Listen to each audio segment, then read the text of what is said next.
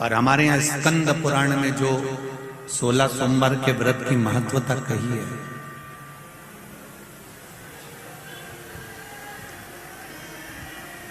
स्कंद पुराण में जो 16 सोमवार के व्रत की महत्वता कही गई, उसमें वर्णन आता है कि राजा ने रानी से कहा था कि पूजन का सामान ला के रख दो, और उसने किसको भेज दिया था?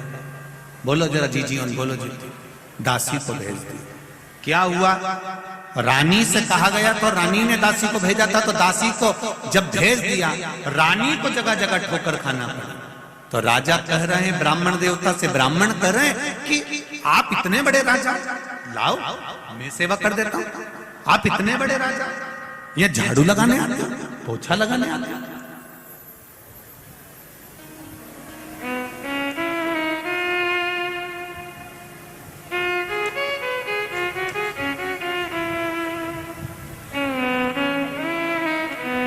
कई लोग बहुत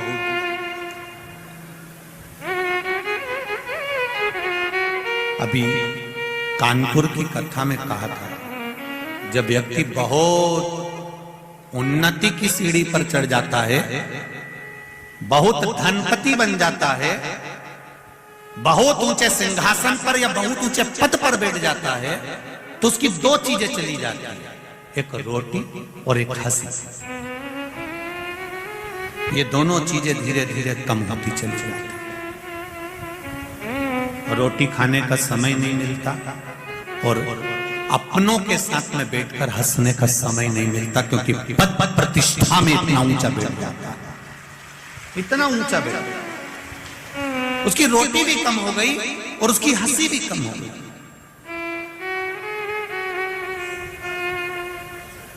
अच्छा, हमारे शास्त्र कहते हैं उसकी रोटी और हंसी कम हो जाती है, पर हम तो कहते हैं साथ में उसकी ताली भी कम हो जाती है, उसका भजन भी कम हो जाता है, उसका स्मरण भी कम हो जाता है।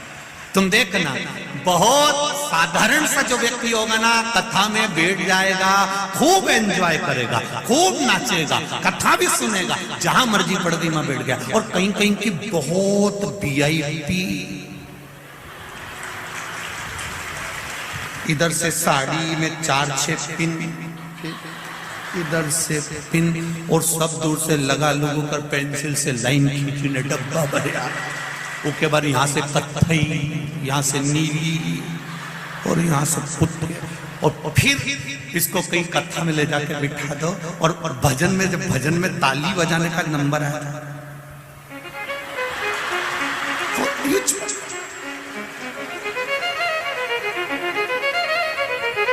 अब क्यों बजाए ऐसी? क्या इसको भगवान ने हाथ नहीं दिया? नहीं, परंतु हम भी है।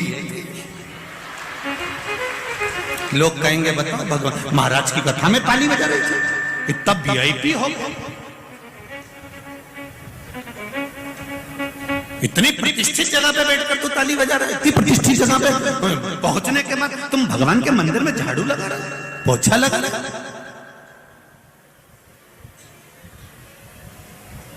जब बहुत ऊंचे पद पर बैठने के बाद आप शंकर जी के मंदिर में थोड़ी सी सेवा कर रहे हो, तो याद रखना, आप हजारों लोगों को प्रेरणा दे रहे हो कि मैं भगवान के सामने झुक रहा हूं, तो तुम भी झुको।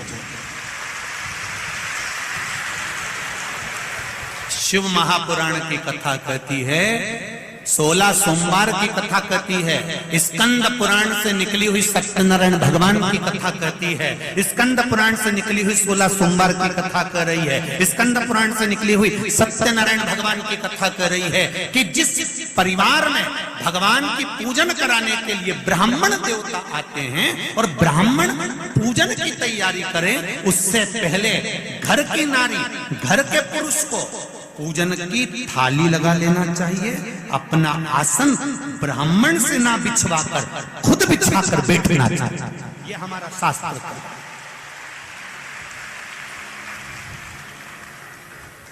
पर आज के जमाने में लोगों ने बिगाड़ दिया, आसन भी बेचारे ब्राह्मण देवता लेके चलते हैं, जजमान को यहाँ हम बिछा दे रहे, बैठ गया।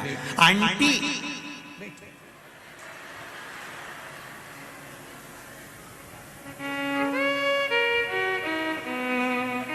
आंटी और बंटी सब सुन लो अच्छे से, आसन भी खुद लगाइए, पूजा की थाली भी खुद लगाइए।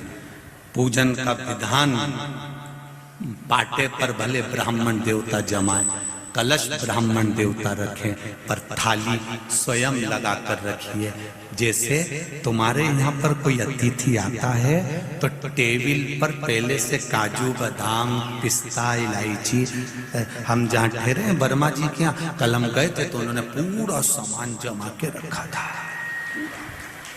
तो लगे कि नहीं लगे कि बताओ, कितने अच्छे परिवार है, कितना अच्छा घर है, यहाँ पूरी चीज इनने जमा के रखी, कितना सुंदर व्यवस्था करके रखी। अब मालूम पड़े तुम देव अधिदेव महादेव का अभिषेक करवा रहे हो, शंकर जी की पूजन की तैयारी कर रहे हो, शिव जी का पूजन करना है तुमको, और थाली तुम दूसरे से लगवा रहे हो।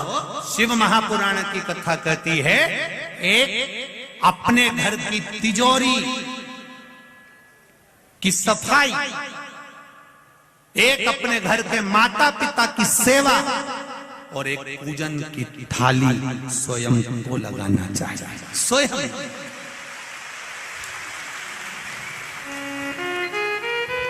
स्वयं घर के माता पिता क्या करेगा दादा? भेरू पूरा सिंदूर चढ़ा के चले जाएगा, पूरा दिखेगा ही नहीं तेरे को। देख अब नौकर से कहो कि घर की तिजोरी की सफाई कर दे, करे हो, साफ साफ कर जाएगा।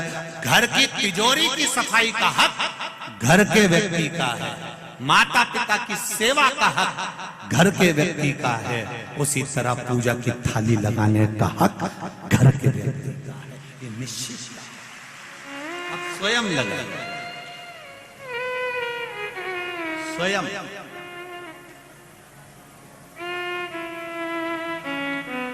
एक पत्र आया है, देखिए।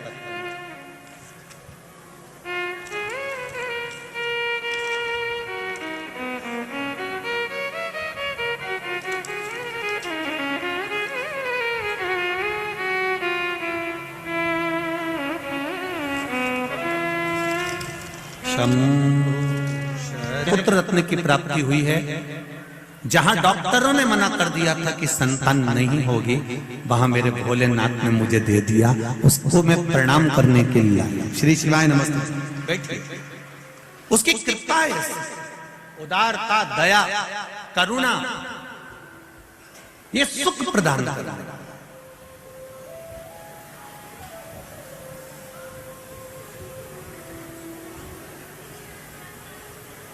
वैभव का सुख, सत्ता का सुख, हम कहने में पीछे नहीं हटेंगे।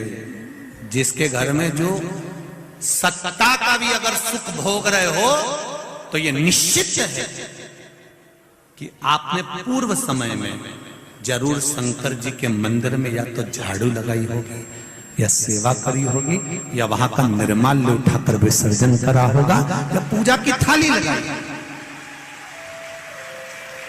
उसका सुख है। हम जहां भी कथा करने जाते हैं तो हम हमेशा स्मरण में रखते हैं कि भोलेनाथ जी, हम उनसे भी कहते हैं बाबा तूने जितनी जगह कथा कराई, चाहे